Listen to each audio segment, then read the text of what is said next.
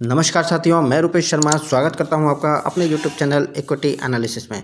दोस्तों, कल जो यूनियन बजट आया उसका सबसे बड़ा आउटकम ये रहा कि गवर्नमेंट ने लॉन्ग टर्म ग्रोथ का क्लियर रोड मैप दिखा दिया था, लेकिन शॉर्ट टर्म मार्केट को एक झटका जरूर लगा है, जिसमें बजट के बाद मार्केट का इतना नीचे गिरना किसी एक चीज़ की वजह से नहीं था, बल्कि सबसे बड़ा ट्रिगर यह था सिक्योरिटी ट्रांजैक्शन टैक्स का बढ़ना। जी हाँ दोस्तों, यदि आप शेयर मार्केट में जुड़े हुए हैं और ऑप्शंस ट्रेडिंग और फ्यूचर्स और ऑप्शन सेलिंग में आप यदि ट्रेड करते हैं तो आप सिक्योरिटी ट्रांजैक्शन टैक्स के इंपॉर्टेंस को बहुत अच्छे तरीके से समझते होंगे। सिक्योरिटी ट्रांजैक्शन टैक्स तरीके का टैक्स होता है जो आपको ट्रेड लेने के लिए आपको पहले देना होता है। जैसे हम बात करें कि सिंपल भाषा में यदि हम समझें, जैसे हम किसी ट्रेवल में जाते हैं और वहाँ पे हमको टोल टैक्स वगैरह पड़ता है तो हमको वो टोल देना पड़ता है उस रोड की सर्विस को एक्सेस करने के लिए। तो इसी तरीके से हमको फ्यूचर एंड ऑप्शंस में एसटीटी चार्जेस हमको देने होते हैं, जो कि आप चाहे फ्यूचर एंड ऑप्शन से आप प्रॉफिट कमाएं चाहे लॉस कमाएं, आपको ये चार्ज देना ही होता है। ये सिक्योरिटी ट्रांजैक्शन टैक्स सरकार की जेब में जाता है और सरकार इस सिक्योरिटी ट्रांजैक्शन टैक्स आपके ट्रेडिंग एक्शन पर नजर रखती है और आपके ट्रेडिंग वॉल्यूम पर नजर रखती है।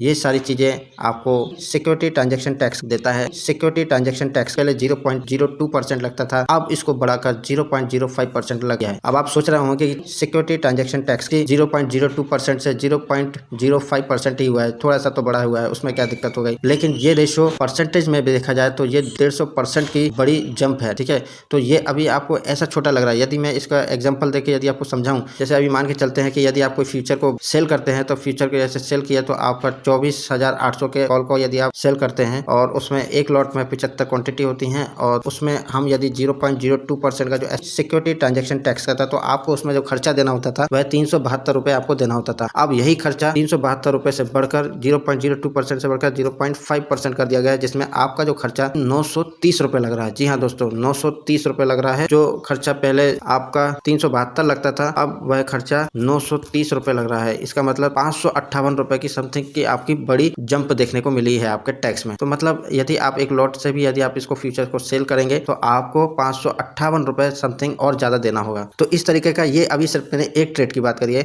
यदि आप मल्टीपल ट्रेड लेते हैं तो आपका ये बजट थोड़ा सा और ज्यादा बढ़ सकता है। अब आप सोच रहे होंगे कि सिक्योरिटी ट्रांजैक्शन टैक्स 0.02% से बढ़ाकर 0.5% ही तो कर दिया गया है, इससे क्या असर होने वाला है। थोड़ा सी तो बड़ा है, पर ये थोड़ा सा बड़ा आपको दिख रहा है, लेकिन इसका यदि हम परसेंटेज में निकाले तो ये 150% के आसपास ही बढ़त दिखा रहा है। दोस्तों, इस तरीके से आपका 558 रुपए आपको हर एक ट्रेड पर ज्यादा देना होगा और जो ट्रेडर्स बार बार बाय और सेल करते हैं तो उनको ये टैक्स और ज्यादा पड़ जाएगा। तो यही कारण था कि मार्केट में तेज गिरावट देखने को मिली, क्योंकि ट्रेडिंग महंगी होने से वॉल्यूम और मुनाफा दोनों पर असर पड़ता है। अब आप सरकार को इतना पैसा तो दे रहे हैं पर आपको श्योरिटी भी नहीं है ना, तो आप प्रॉफिट कमाए चाहे लॉस कमाए, लेकिन ये पैसा तो आपका फिक्स हो गया है कि इतना तो पैसा आपको सरकार को देना ही होगा। तो मार्केट के नीचे गिरने का कारण सिक्योरिटी ट्रांजैक्शन टैक्स, जो फ्यूचर एंड ऑप्शन जो पैनिक सेलिंग देखने को मिली है। अब एफएनओ सेगमेंट सिर्फ ट्रेडर तक लिमिटेड नहीं होगा, निफ्टी के heavy weights, bank stocks, large caps, सब पर इसका असर देखने को मिलता है, क्योंकि इंडेक्स का मूवमेंट वही डिसाइड करते हैं। जैसे ही ट्रेडर ने निफ्टी के ऑप्शंस और फ्यूचर्स में पोजीशन अनवाइंडिंग की तो इंडेक्स पे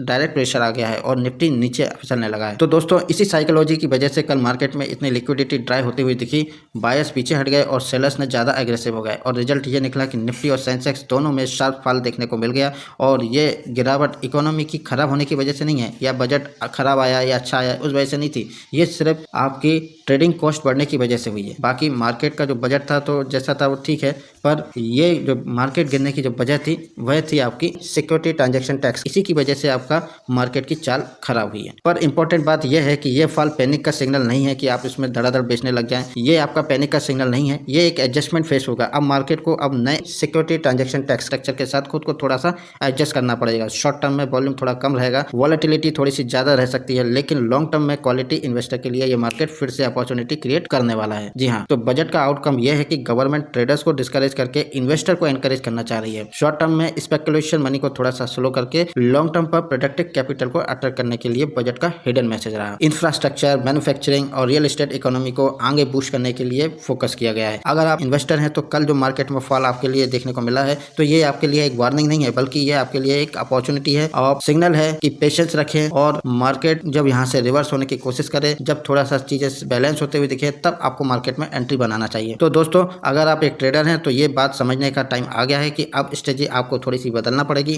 क्योंकि कॉस्ट स्ट्रक्चर परमानेंटली चेंज हो चुका है। और लास्ट में आप लोगों को मैं बस यही कहूंगा कि बजट को एक दिन का मार्केट का मूवमेंट से जज नहीं कर सकते हैं, क्योंकि कल मार्केट जो गिरा था, लेकिन देश का जो डायरेक्शन, बजट का जो डायरेक्शन था वह थोड़ा सा ग्रोथ ओरिएंटेड है ना। लॉन्ग टर्म के विजन से उन्होंने, निर्मला सीतारमण जी ने बजट को पेश किया है, और बजट में क्या चीजें सस्ती हुई, क्या महंगी हुई, ये तो आप लोगों को पता चल ही गया होगा। लेकिन मेरा जो आज का जो वीडियो बनाने का मकसद सिर्फ यही था कि आप लोगों को ये बताना कि मार्केट में जो सेल ऑफ जो दिखा था उसके पीछे का असली कारण क्या था। तो दोस्तों इस बार का जो बजट है लॉन्ग टर्म बेसिस के हिसाब से ठीक है। इंफ्रास्ट्रक्चर के आपको स्टॉक में आपको थोड़ी सी तेजी देखने को मिल सकती है। इंफ्रा के स्टॉक्स हो गए, आपके इंडियन रेलवे के स्टॉक्स हो गए, तो उनमें आपको थोड़ा सा तेजी देखने को मिल सकती है आने वाले टाइम में। अभी आप सोचे कि अभी से तेजी देखने मिल जाए तो ये बिल्कुल नहीं होगा। तो अभी मार्केट एकदम से तेज नहीं बढ़ेगा, पर ये लॉन्ग टर्म की ग्रोथ के हिसाब से आपको इन सेक्टर्स पे फोकस करना चाहिए, जैसे आपका रियल एस्टेट के सेक्टर्स हो गए, आपके इंफ्रा वाले स्टॉक्स हो गए, आपका रेलवे का सेक्टर्स हो गए। तो इन वाले सेक्टर्स पे, इंफ्रा वगैरह पे, ये जो सेक्टर्स हैं, और फार्मा के कुछ सेक्टर्स हो गए, तो हमें फार्मा सेक्टर्स पे भी थोड़ा सा ध्यान देना होगा। तो दोस्तों ओवरऑल लॉन्ग टर्म के विजन को ध्यान में रखते हुए ये मार्केट का